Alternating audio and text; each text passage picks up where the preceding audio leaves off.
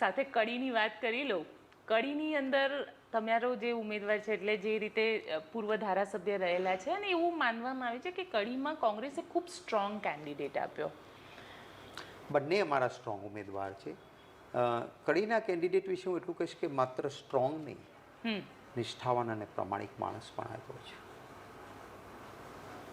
એ ધારાસભ્ય તરીકે કામ કરતા હતા એ દરમિયાન એને ₹1 એની ઉપર આક્ષેપ નથી થયો.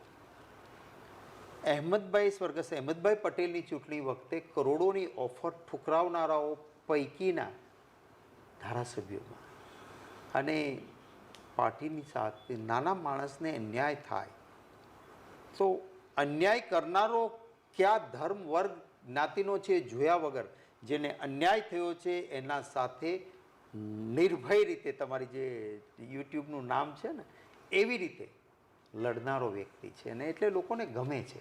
આપણે જોયું છે ત્યાં આપની આ કેમેરાની આંખ પણ ફરે ને તો લોકોને પસંદ કરે છે લોકો એને.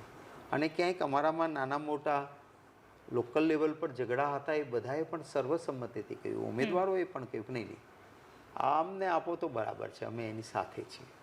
એટલે મને ચોક્કસ વિશ્વાસ છે કે લોકોનો પ્રેમ અને આશીર્વાદ બંને ઉમેદવારોને મળશે.